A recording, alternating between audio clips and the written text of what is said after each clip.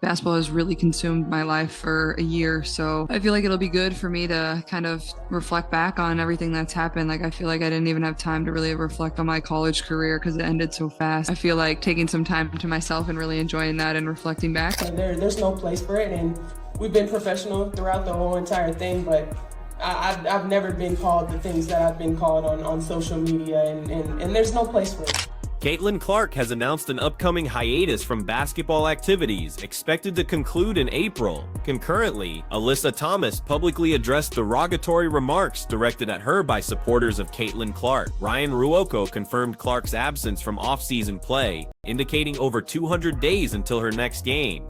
Allow me to publicly thank the Indiana Fever for putting up such a great fight tonight and for battling back again and again and again all season long. Let me thank Caitlin Clark and Aaliyah Boston and Kelsey Mitchell and all the rest for refusing to say die, refusing to lose, fighting back again and again and again, and playing at a much higher level than they should be at this stage and age. Was I ever entertained? In her recent match, Caitlin Clark experienced a forceful tackle, yet no foul was called. The absence of a whistle in such a clear instance prompts questions regarding officiating equity, particularly when involving Caitlin Clark. A lot of things that this group accomplished that, a lot of people probably didn't think was possible, one, to start the season, and two, after the start we had to the season. So, yeah, it'll definitely be probably a little weird for me over the course of the first couple weeks, and then I'm sure I'll get bored and pick up a basketball again. So. Alyssa Thomas expressed dissatisfaction post-game, despite her team's victory, specifically criticizing Fever fans for their conduct. This contrasts with her silence when Angel Reese previously tackled Caitlin, suggesting a selective concern depending on the involved player. We don't want fans that are going to degrade us and call us names. I mean, we already see what's happening in the world and what we have to deal with in that aspect. And, we come to play basketball for our job and it's fun, but we don't want to go to work every day and have social media blown up over things like that. It's uncalled for, and something needs to be done, whether it's, them checking their fans or this league checking. There's no time for it anymore. Is Caitlin Clark's choice to recuperate following her breakthrough WNBA season a pivotal career moment, and what might it signify for women's basketball? As Clark steps away for over 200 days, observers ponder her impending absence effect on the Indiana Fever and the WNBA. Her decision to prioritize recovery over international or 3v3 play signals a distinct strategic shift. What ramifications does this hold for future WNBA viewership and the broader landscape of women's sports? Clark has opted for a prudent pause, a move surprising to some but logical given her extensive workload, having played close to an NBA season equivalent, 81 games over 324 days, totaling 50 minutes on court. Clark now has 761 points, breaking the record once held by Simone Augustus. However, there is a caveat. Augustus set the mark back in 2006 when the WNBA regular season was just 34 games. Clark broke the record in 39 games. Her final match was no ordinary contest, but a high-stakes playoff encounter where everything was on the line. With intense pressure, facing a formidable Connecticut Sun squad, the Fever were at a disadvantage. Nevertheless, Caitlin performed characteristically, delivering a showing that underscored her reputation. In that game, Caitlin amassed an impressive 25 points and distributed 9 assists. Yet keen observers noted the potential for even more assists. Repeatedly, she created optimal scoring chances for teammates, only to see easy layups missed. This wasn't mere misfortune. Caitlin's elite playmaking was evident. She consistently generated opportunities, positioning teammates ideally, and simplifying the game for them, despite the unfortunate fact that the shots simply weren't connecting.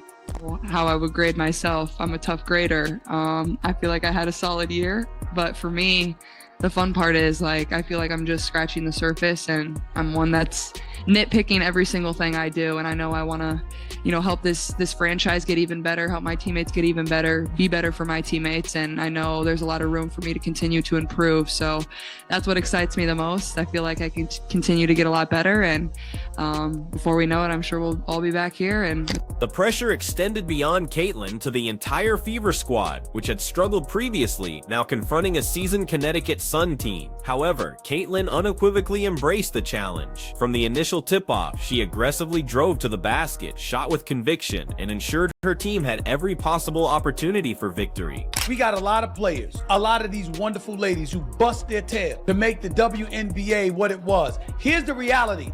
It wasn't what it is. The quality of basketball may have been up to snuff, and you had somebody as popular as Cheryl Swoops, who had her own signature shoe, had to deal with Nike and all of this other stuff. But the bottom line is, very few people gave a damn. While Caitlin's final game might have concluded disappointingly, her entire season was truly exceptional. This year, Caitlin Clark firmly established herself as one of the WNBA's most compelling and gifted athletes. From her scoring ability to her creative passing, Caitlin served as the driving force of the Indiana Fever. It's crucial to recognize the remarkable nature of her season, especially given the WNBA's intense competitive environment. Every league opponent understood Caitlin was the primary target. Defenses were meticulously crafted to hinder her, and opposing coaches constantly adjusted to mitigate her influence. Yet, Caitlin consistently found avenues to perform at an elite standard, night after night. Well, that was a lot of fun, watching Caitlin Clark's rookie season, which is now over. The Indiana Fever knocked out of the postseason by the Connecticut Sun in a 2-game sweep. And so we got to see the carryover from Iowa transition to the pro game, her ability to help develop a team's cohesion and chemistry. And we saw that work so well as the season went on. Clearly brought, like a magnet, phenomenal attention to the league, bringing new fans, a committed fan base, not just in her home arena, but bringing fans to away arenas and packing the houses and increasing different venues from smaller to larger because of their presence. It's been fun. Caitlin's remarkable ability to score from long range is perhaps her most defining characteristic. Her exceptional capacity to sink three-pointers from deep with notable efficiency compels defenders to guard her closely. This opens up driving lanes she skillfully exploits with her quickness and ball handling.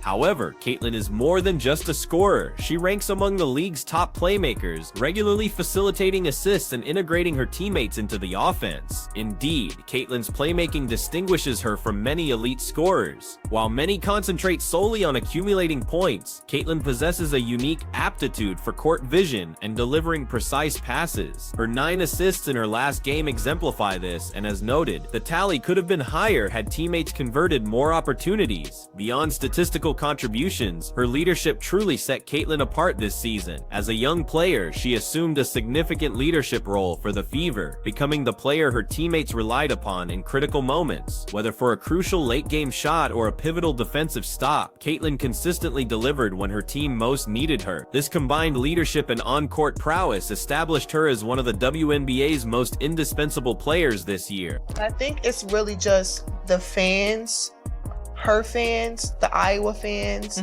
now the Indiana fans that are like, they ride for her. And I respect that respectfully, but sometimes it's very disrespectful. I think there's a lot of racism when it comes to it, and I don't believe she stands on any of that. Following such an intense and demanding season, Caitlin's decision to take a break is entirely logical. While many WNBA athletes opt for international play during the off-season to maintain fitness and earn additional income, Caitlin chose instead to forgo overseas commitments and prioritize recovery. For her, the rationale was unambiguous. A period of rest was essential. It's pertinent that the WNBA season is exceptionally taxing, particularly for players bearing as much responsibility as Caitlin. Although overseas play can be appealing, it necessitates continuing the same rigorous schedule with minimal recuperation. For Caitlin, the season's physical and mental strain led her to conclude that rest represented the optimal choice. So will Caitlin Clark be a good pro? Absolutely. Will Caitlin Clark come into the WNBA and do what she's doing right now? Immediately? Absolutely not. In addition to foregoing international leagues, Caitlin opted against participating in 3v3 basketball, a format increasing in popularity. The rapid pace of 3v3 demands peak offensive and defensive sharpness. While it could offer a fun way to stay active, Caitlin recognized her body required more than just a respite from full-court action. She needed comprehensive recovery to return stronger next season. Caitlin's decision to rest reflects foresight, especially for a player so early in her career. Many athletes feel compelled to continue playing, whether to maintain physical condition or league standing. However, Caitlin comprehends that investing in her body's care now will yield future dividend. By resting, she grants herself the chance to heal, both physically and mentally, ensuring peak performance for the upcoming WNBA season. Third or fourth in betting odds on being MVP of the WNBA. These people are so disrespectful and so unknowledgeable and so stupid that it gives women's basketball a bad name. Throughout the season, a persistent source of irritation for Caitlin Clark was the scarcity of favorable calls from officials. Whether penetrating to the basket and absorbing contact or encountering bumps on the perimeter, Caitlin frequently found herself without a whistle. This was particularly vexing, given her standing as one of the league's premier players, as she anticipated receiving comparable respect in officiating to her counterparts. I got a technical for basically being mad at myself because I missed the three and then I went and hit the backboard, and he told me it was disrespectful to the game of basketball. So I don't know, it reminded me of the technical that I got in college where I said damn it, where it's like a personal frustration. Had nothing to do with my team, had nothing to do with their reffing, had nothing to do with other team. It was just because I'm a competitor and I felt like I should have been making more shots. So but I think he fired me up to continue to play a lot harder. I thought we got a lot better after he did that, so I want to thank him for that. In her decisive match against the Connecticut Sun, this officiating problem resurfaced. Caitlin frequently drove aggressively, only to be met with significant contact and a continued absence of referee whistles, a consistent pattern all season observed by fans, coaches, and analysts alike. The lack of calls is especially puzzling given Caitlin's status as an emerging league star. Typically, prominent NBA and WNBA players like LeBron James or A'ja Wilson receive more favorable treatment, particularly when attacking the basket. Yet for Caitlin, the whistles remain silent even during clear infractions, sparking questions about officiating consistency within the WNBA. Beyond on-court challenges, Caitlin also confronted a difficult off-court situation during her final game. A fan in the stands repeatedly heckled her. While Caitlin maintained focus for much of the game, she eventually reached her limit, akin to NBA superstar LeBron James, pointing out the individual to arena staff for prompt removal. This rare display of visible frustration from the usually composed Caitlin demonstrated even top players have boundary. With Caitlin Clark's playoff elimination, the WNBA postseason landscape has shifted significantly. Angel Reese, a rival star frequently associated with Caitlin, might experience a sense of relief as one of her major championship obstacles is now absent. Caitlin's departure alters playoff dynamics, rendering the Indiana Fever no longer a contender and potentially clarifying Angel's path to a title. The spotlight now shifts to other players, with A'ja Wilson emerging as the primary remaining star. Caitlin Clark's exit transcends merely affecting the Indiana Fever or the playoff race. It holds a profound, wider impact on the entire WNBA. Her breakthrough season injected an unprecedented level of excitement and attention into the league.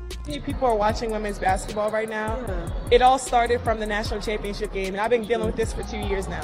And understanding, like, yeah, negative things have probably been said about me, but honestly, I'll take that because look where women's basketball is. People are talking about women's basketball, but you never would think that we'd be talking about women's basketball. I'll look back in 20 years and be like, yeah, the reason why we watching women's basketball is not just because of one person, it's because of me too, and I want y'all to realize that. Spectators specifically watched Caitlin play, making her highlight reel performances essential viewing. Now with Caitlin off the court, the WNBA confronts a considerable challenge sustaining viewership and engagement without one of its foremost attractions. It is widely acknowledged that the WNBA has actively sought to expand its fan base recently, making significant progress in marketing, broadcasting, and accessibility. However, athletes like Caitlin are fundamental to maintaining this momentum. Her absence from the court means the WNBA loses one of its most marketable and thrilling players, which could foreseeably lead to a noticeable decline in viewership and attendance.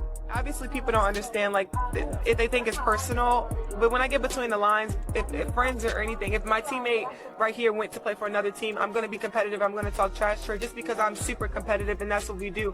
But off the court, we're going to kick in and have fun. So I think that's a part of the game, and just trying to normalize, like, trash talking is okay, but not taking it personal off the court. And obviously that has become a thing and people are just trying to make it seem like it's something, but I love Caitlin, I love her game, and I admire everything she's done. Caitlin Clark's influence on the WNBA extends beyond her play. She has become a cultural icon, attracting new audiences and generating unparalleled excitement. Now that she is out of the playoffs, a palpable void is felt, not just by the Fever, but across the entire league. Caitlin imbued the WNBA with a unique energy that profoundly resonated with fans, and her absence will be acutely perceived. Yet if one thing is certain about Caitlin Clark, it is her capacity to return more formidable than ever. She has consistently demonstrated the talent, ambition, and dedication required of an elite global player, and this hiatus will only serve to rejuvenate and sharpen her focus. Upon her return next season, the WNBA will undoubtedly be re-energized by her presence.